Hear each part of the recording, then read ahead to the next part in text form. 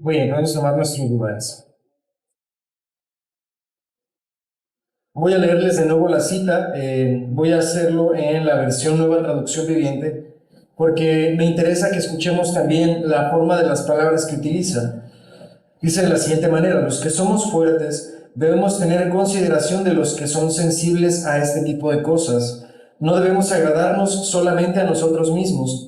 Deberíamos ayudar a otros a hacer lo que es correcto y edificarlos en el Señor, pues ni siquiera Cristo vivió para agradarse a sí mismo. Como dicen las Escrituras, los insultos de aquellos que te insultaban, oh Dios, han caído sobre mí. Tales cosas se escribieron hace tiempo en las Escrituras para que nos sirvan de enseñanza, y las Escrituras nos dan esperanza y ánimo mientras esperamos con paciencia hasta que se cumplan las promesas de Dios. Uno de los temas que tal vez más hemos recalcado, que fíjense la importancia que Pablo le da a estas cosas, que tengo prácticamente 4 domingos hablando de este tema, acerca de la unión de los hermanos, acerca de tener paciencia los unos con los otros, acerca de amarnos los unos a los otros. Pablo dedica varios de los capítulos de Romanos a hablar de este aspecto, y no solamente de Romanos. Romanos siendo, dicen los teólogos, tal vez la tesis de teología de Pablo, ¿no? Si Pablo hubiera estudiado un doctorado en teología en el presente, dicen que esta hubiera sido su tesis, ¿no? Con esto se hubiera titulado él, no con el libro de Romanos. Pues Pablo no solamente dedica varios capítulos en Romanos a hablar de este aspecto, sino que a través de todas las cartas podemos ver una instrucción consecutiva, insistente, permanente de decirle a los hermanos: tienen que vivir en unidad. Tienen que amarse unos a otros, tienen que aguantarse unos a otros, tienen que soportarse. Suena gracioso, ¿no? Chistoso decirnos que hay que aguantarnos a veces. Pero la verdad, hermanos, es que la cosa es así. Somos personas diferentes, con tal vez culturas o familias muy diferentes, con contextos de trabajo muy diferentes, con formas de que nos enseñaron en la familia muy distintas. Y no siempre se trata de quién está bien o quién está mal, sino que Dios da esa pluralidad de pensamientos dentro de la iglesia, y es en esa pluralidad de pensamientos, hermanos, que a final de cuentas como iglesia reflejamos también a Cristo. La idea de la Biblia no es que todos tengamos siempre la misma forma de pensar, la misma forma de hablar, la misma forma de ser, sino que en la multitud de opiniones lleguemos a tener una unidad en amor. Es decir, que aprendamos que esa multitud de personalidades, esa multitud de opiniones le sirven a la iglesia, que edifican a la iglesia. Pues hay cosas, hermanos, que yo como predicador no puedo percibir, pero que ustedes sí. Y si todos fueran a mi pensamiento, entonces las cosas no se solucionarían, porque solo serían a mi pensamiento. Pero el hecho de que ustedes sean diversos, el hecho de que entre nosotros haya personas que tienen capacidades diferentes, talentos diferentes y dones diferentes, nos hace una iglesia. Entonces eso viene a ser algo bueno, siempre y cuando sepamos administrarlo, siempre y cuando sepamos tener paciencia, dominio propio, templanza, saber cuando las cosas vienen de Dios y saber cuando yo me estoy equivocando y tengo que corregir mi camino. Por eso Pablo, en primer lugar, vean ustedes que la instrucción se la da a los que él denomina como fuertes en la fe. Y dice, versículo 1, los que somos fuertes debemos tener consideración de los que son sensibles a este tipo de cosas, y no debemos agradarnos solamente a nosotros mismos. Uno de los dichos tal vez más dispersos por el mundo es: divide y vencerás. ¿Se han escuchado eso, verdad? Hermanos, lo que pasa muchas veces en las iglesias es que al ser humano somos egoístas. Y en el egoísmo natural que tenemos por ser humanos, en nuestra naturaleza caída, buscamos agradarnos casi el 99.9% del tiempo. Buscamos agradarnos a nosotros mismos. Y hermanos, tal vez ahí está el conflicto principal en una iglesia, en que nos amamos demasiado a nosotros mismos.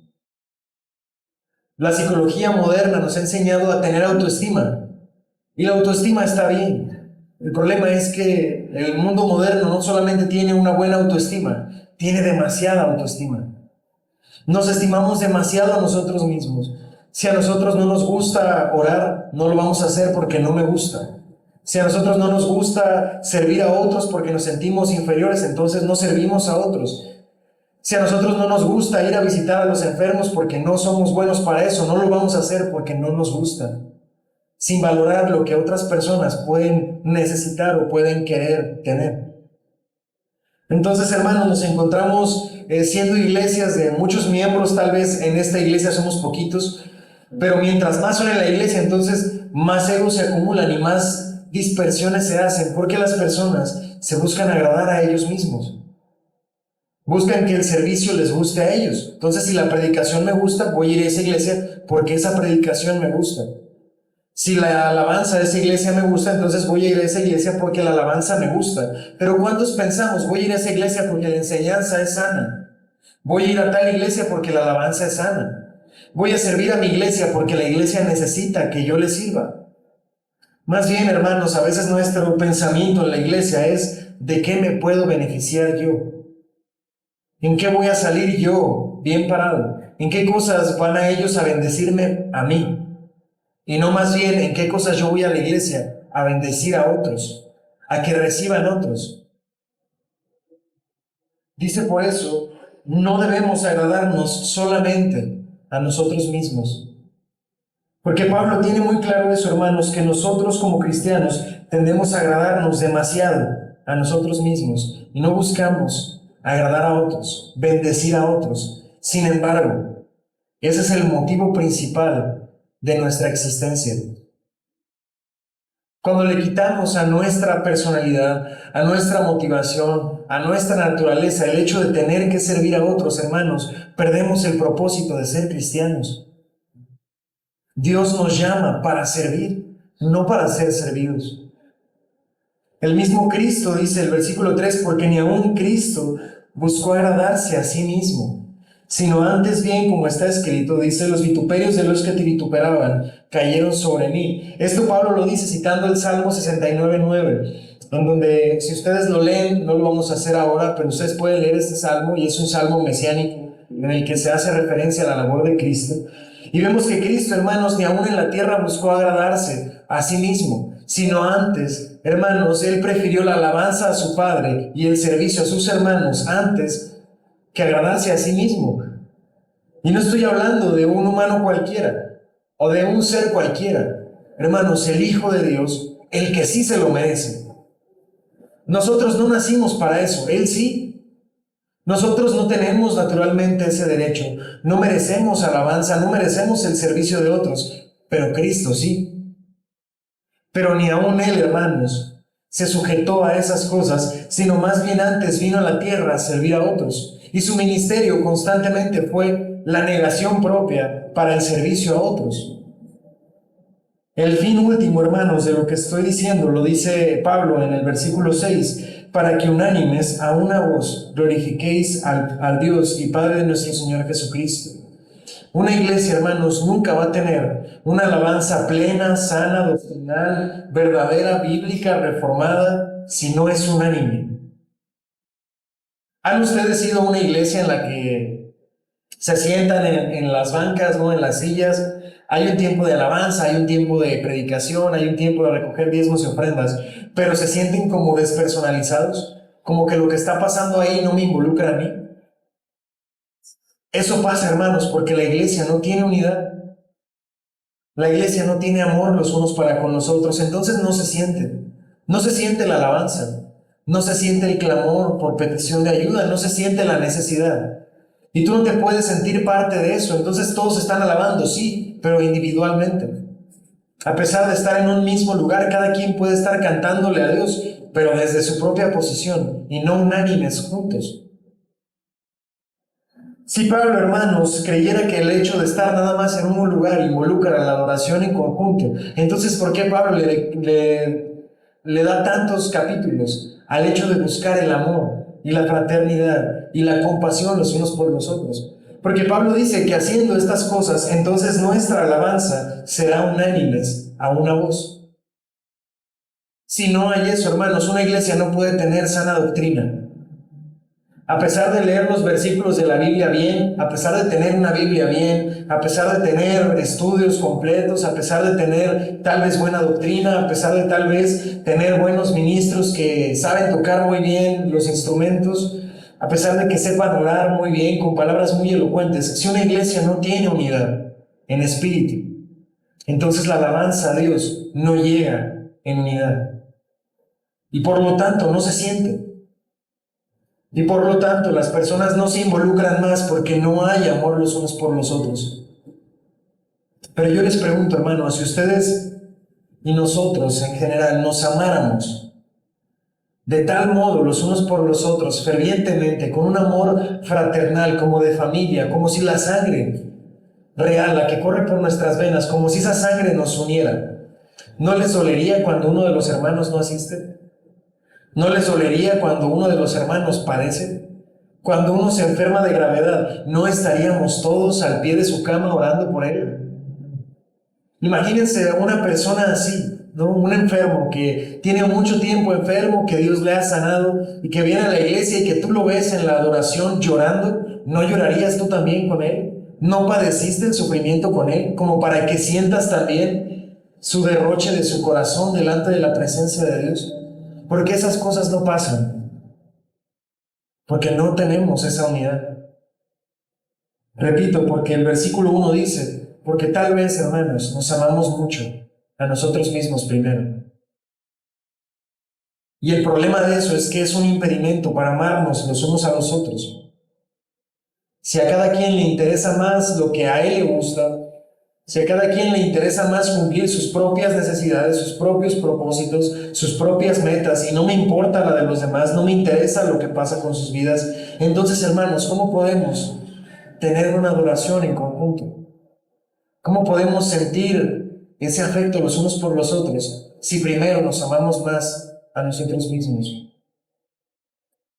Vamos a ir a un versículo, si me acompañan allá, Hechos capítulo 15.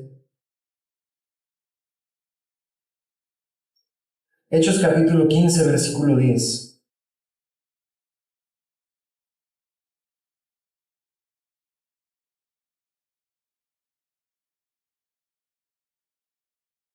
Dice Hechos 15:10, ahora pues, ¿por qué tentáis a Dios poniendo sobre la cerviz de los discípulos un yugo que ni nosotros, ni nuestros padres, ni nosotros hemos podido llevar? Esta palabra que ustedes ven aquí, la palabra yugo, es la misma palabra que Pablo utiliza para hablar en el versículo 1 del capítulo 15 de Romanos. Cuando él dice que tenemos que soportar a los que son débiles en la fe, esa palabra soportar viene a ser la misma que Pablo utiliza para aquí escribir, Lucas, para escribir la palabra yugo. El asunto es que es una carga. Y tal vez por eso no nos gusta tanto. Porque si entendemos lo que significa la palabra yugo o la palabra carga, es algo que se pone sobre los hombros de una persona y que tiene que cargar por ciertos kilómetros, ¿no? Por cierta distancia. Y ese es un peso, hermanos, no es algo fácil de llevar, no es algo que nos hace sonreír todo el tiempo, es algo que requiere trabajo. Entonces Pablo, hermanos, cuando está diciendo que los fuertes en la fe tienen que soportar a los débiles en la fe, está diciendo que eso es una carga. Y por lo tanto no es algo fácil, es algo que requiere sacrificio. ¿Se acuerdan de dónde partimos para estos temas? ¿De qué capítulo y qué versículo?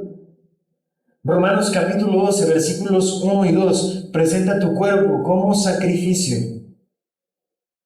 Y parece, hermanos, que desde el capítulo 12 hasta ahora el capítulo 15, Pablo nos ha estado diciendo, la vida cristiana es un sacrificio. Y cuando se trata de amar a tu prójimo, hermano, es un sacrificio. No esperes en eso, encontrar todo el tiempo gratitud para ti mismo. No esperes el aplauso, no esperes la remuneración económica, no esperes el reconocimiento público, porque lo haces en un sacrificio. Estás tú derrochando tu vida en el altar cuando sirves a otros. No buscas agradar a los demás, buscas agradar a tu Padre Celestial que te ve y que te recompensará. Pero a final de cuentas, hermanos, en esta vida es un sacrificio. Ahora, ¿te suena muy complicado eso, hermanos? Pues eso es la vida cristiana. La vida cristiana es un servicio. Cualquier persona que desde un púlpito o cualquier libro que hayas leído, cualquier canción que hayas cantado que te diga algo diferente de eso, te mintió. La vida cristiana es un servicio. La vida cristiana es un sacrificio. Todo el tiempo Pablo se llama a sí mismo esclavo. Porque él priorizó antes, hermanos, que su riqueza, antes que su familia, incluso antes que su tiempo, antes que sus negocios. Pablo priorizó la iglesia. No, Paco nos enseñó la semana pasada que incluso Pablo dijo, yo tengo derecho a recibir un sueldo, pero aún a eso me he negado por amor a ustedes. Pablo decía, es mi derecho, o sea, si yo lo pido, es justo.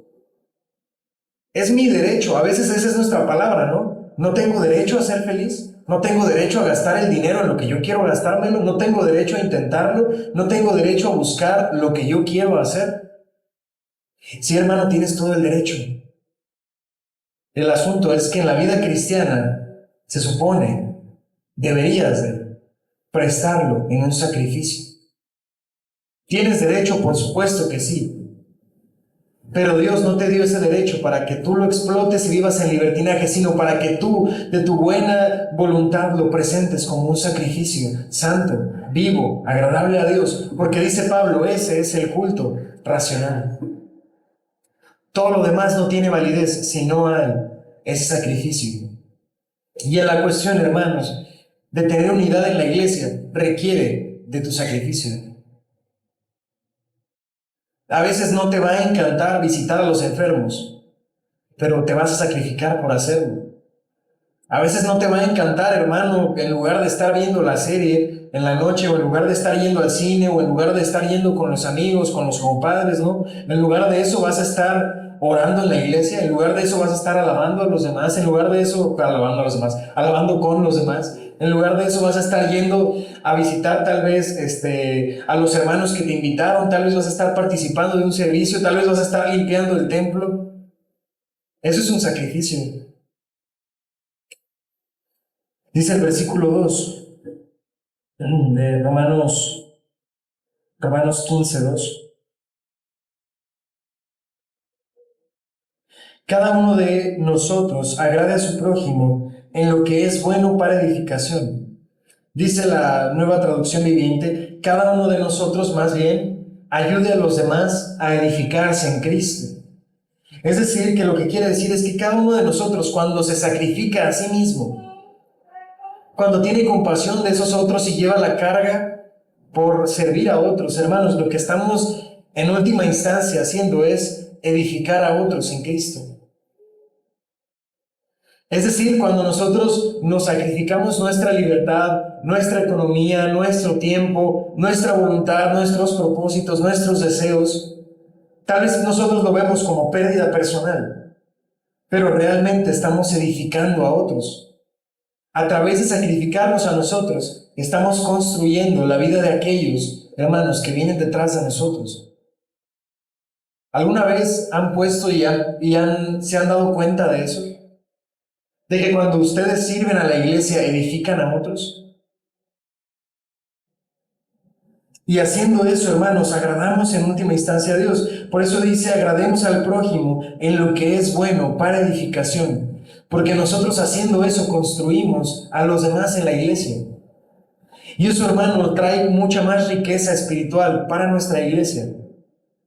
Que aquellos que desean en su corazón servir a Dios se sacrifiquen, que lleven esa carga. Va a hacer que los otros que los puedan ver también sean edificados. Y de esa manera, hermanos, vamos a tener, como dice Pablo, un mismo sentir, un mismo espíritu, como tenemos un mismo Señor, un mismo bautismo, como practicamos una misma cena del Señor. Así es como llegamos a ser uno, cuando llevamos la carga los unos por los otros. A eso se refiere Pablo. Ustedes han leído todos esos capítulos en las diferentes cartas en los que Pablo dice, llevad las cargas los unos de los otros. De eso está hablando. De cargar con los demás. De que te sacrifiques por los demás. De que vivas una vida de servicio. Porque haciendo eso construyes. Eso quiere decir, por deducción, que si tú no haces eso, no solamente no construyes, a veces destruyes.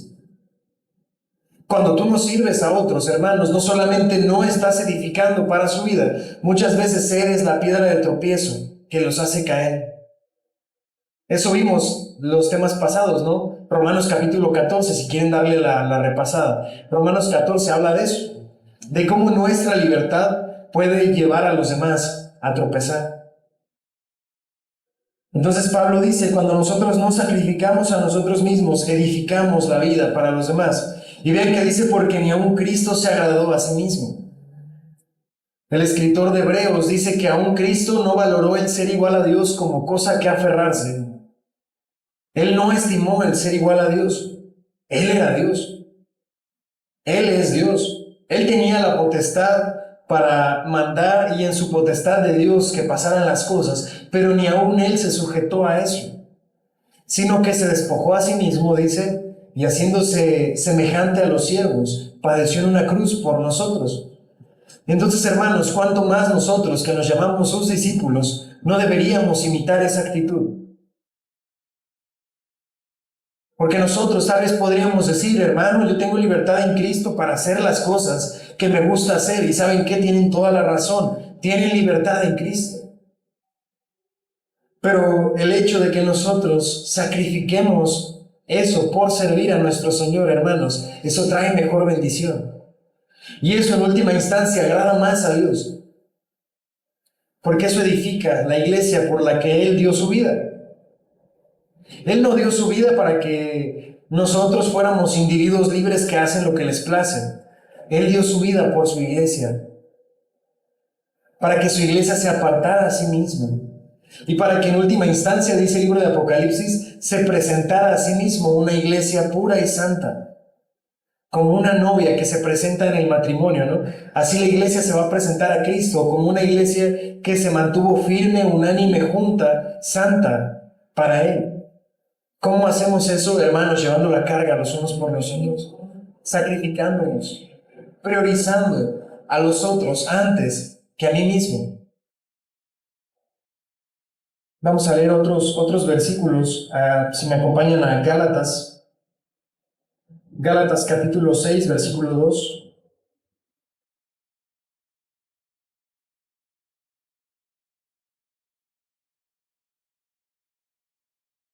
Gálatas 6, 2.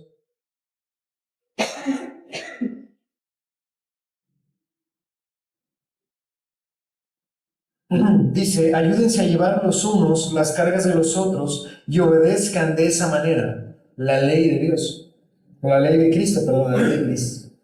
Fíjense cómo Pablo no solamente maximiza eso a decirle que es una ley, sino la llama la ley de Cristo.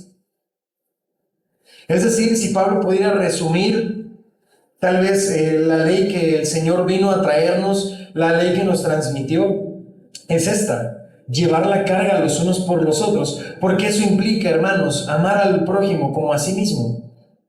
Lo he dicho en muchos otros temas, ¿no? ¿Se acuerdan que Cristo define la ley en dos mandamientos principales? Amar a Dios por sobre todas las cosas y a tu prójimo como a ti mismo. Entonces Pablo dice, cuando tú llevas la carga uno por otro, entonces eso obedece la ley de Cristo. Entonces no se convierte solamente en una opción. No solamente nos invita a que es algo que podríamos hacer. Pablo está diciendo que esa es la ley de Cristo. Es decir, que cuando tú no lo haces, desobedeces. Es decir, que cuando tú no sirves a otros, cuando no llevas la carga por los otros, cuando no sacrificas tu vida por otros, estás desobedeciendo la ley de Cristo. Vamos a otro versículo, 1 Corintios capítulo 9.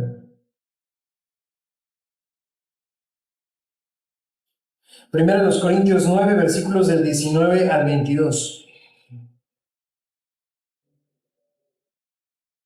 Fíjense, ya estamos aquí hablando de una situación real, de cómo aplica el sacrificio mismo por amor a otros.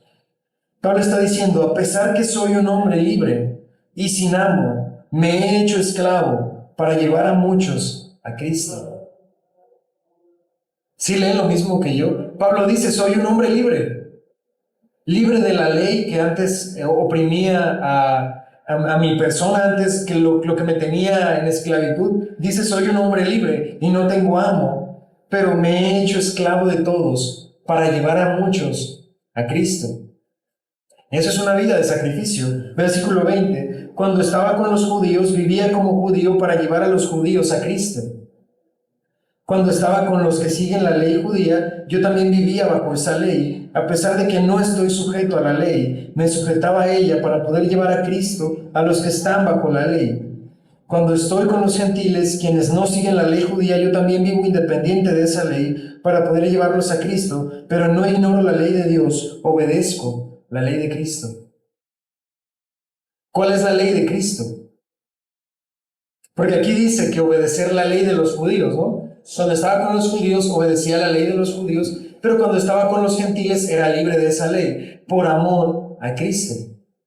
Entonces, ninguna de las dos cosas es la ley de Cristo. La ley de Cristo, hermanos, es el autosacrificio por los demás.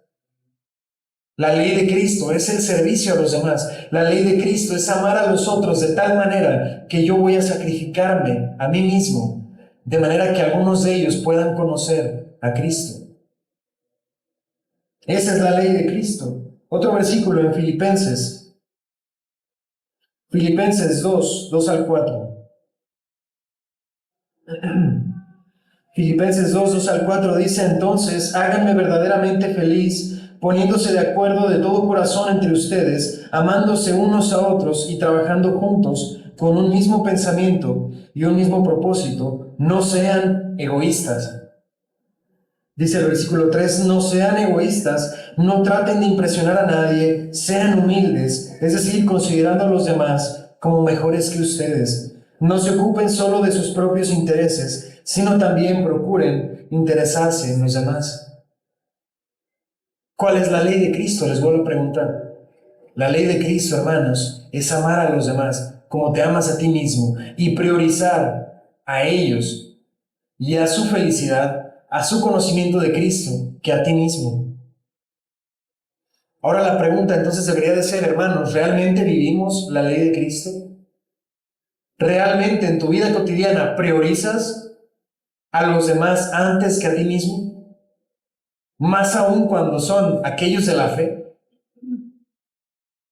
Porque a los del mundo, hermanos, les vamos a amar y vamos a buscar que ellos conozcan a Cristo. Pero muchos de ellos no van a conocer a Cristo, muchos de ellos no van a venir a ser hermanos y no van a estar entre nosotros en la iglesia. Pero aquellos que están aquí, ellos son tus hermanos. Ellos han creído lo mismo que tú, ellos aguardan la misma esperanza que tú, ellos esperan en la venida de Cristo tal como tú, ellos aman a Cristo como tú le amas, ellos buscan alabar al Señor como tú lo haces. ¿Quién más parecido que tu hermano en la iglesia hay en el mundo? ¿Quién puedes decir en el mundo que tenga tus mismos intereses, que quiera lo mismo que tú, que anhele lo mismo que tú, que añora lo mismo que tú, que espera lo mismo que tú? Por eso, hermanos, la primera carta de Juan dice que aquel que no ama a su hermano, a quien ha visto, ¿cómo puede amar a aquel a quien no ha visto? Si los que estamos aquí compartimos tantas cosas y no nos mostramos el amor como deberíamos, entonces, ¿cómo podemos amar a Cristo si a Él no le hemos visto? La ley de Cristo, hermanos, entonces se trata de que ames a los que están aquí, a tus hermanos, a aquellos que comparten tu fe como a ti mismo, y que no seas egoísta. Que tus intereses sí son importantes, por supuesto que sí, pero que si crees en el Señor y quieres obedecerle, entonces priorices la de los demás. Haciendo eso, hermanos, edificas su vida cristiana. Entonces no solamente ganas un premio del Señor que lo vas a tener, te añora, te aguarda una corona de victoria viviendo de esa manera. Y ese es nuestro premio final. Pero también en el presente hay un premio. El que veas a una persona construida a partir de tu sacrificio. El hermano Paco la semana pasada decía algo que a mí en lo personal sí me impactó. Él dijo, porque haciéndolo de la manera que lo hemos hecho, es la única manera que tal vez hubiéramos sido construidos como lo estamos siendo. Si en ese momento los que estamos aquí no nos hubiéramos sacrificado, no estaríamos hoy en donde estamos. No tendríamos la iglesia que tenemos. Esta alabanza que acabamos de pasar no existiría si antes, hermanos, no nos hubiéramos sacrificado Si antes no hubiéramos priorizado el servicio a la iglesia antes que cualquier otra cosa, no existiría esto. El hecho de que haya una iglesia que tenemos ahora es evidencia de que sacrificarnos nosotros mismos sí tiene recompensas. Amén. Y el hecho de que podamos avanzar nosotros depende de que en el presente estemos dispuestos a sacrificarnos por los demás. Dice versículo 4, porque las cosas que se escribieron antes para nuestra enseñanza se escribieron, a fin de que por la paciencia y la consolación de las Escrituras tengamos esperanza. Este versículo lo que nos quiere decir, porque parece que aquí cambia totalmente de tema, está hablando del sacrificio y luego dice porque las Escrituras se hicieron para nuestra esperanza. Lo que está queriendo decir, hermanos, es que la motivación para vivir de esta manera es la esperanza que nos enseñó la Escritura. Lo que yo les decía antes, el hecho de saber que hay un final, el hecho de saber que hay una esperanza al final de este camino, que hay una corona de victoria que le espera a los que viven de esta manera, eso es lo que te tiene que motivar todos los días a vivir así. Porque yo les dije que es una carga. Yo les hago una pregunta, ¿ustedes estarían dispuestos a llevar una carga pesada sobre sus hombros de autosacrificio si al final no hay una recompensa? ¿O será que los corredores en las Olimpiadas corren sin esperar recibir una medalla al final? ¿Ustedes los han visto que compitan nomás de gratis? ¿No les pagan un sueldo al final? ¿No reciben una medalla al final? ¿No reciben un reconocimiento? ¿No ganan algo? Por eso Pablo dice, porque lo que antes se escribió para nuestra esperanza, la esperanza apunta al futuro. Dice Pablo, ¿tienes conflicto con eso? Necesitas motivación, entonces escudriña tu palabra, porque ella te enseña por qué deberías de vivir así. Si no sabes, si no tienes motivación para vivir de esa manera, entonces tal vez te falta conocer más la palabra, porque ella nos enseña cuál es el galardón al final, cuál es el premio. Pablo dice en otra carta que la vida cristiana es como correr, ¿no? Como los corredores en el estadio, dice que corren de manera que llegan al final y reciben un premio. Dice de esa manera, yo corro la vida cristiana, no esperando alcanzar la meta. Porque sabemos que en el final, en la meta, hermanos, hay una recompensa. En esta vida ya hay recompensa, pero en el futuro hay mayor riqueza, mayor recompensa, mayor fruto. Construye para esta vida, en el presente. Construye para tu egoísmo, para tus ideales, para tu propia vida. Desperdicia tu vida en tus propios anhelos. Y lo único que vas a cosechar está aquí. En donde dice la palabra que la polilla y el orín corrompen. Pero en el futuro, hermanos, si nosotros construimos para la vida espiritual, allá esas cosas no ocurren.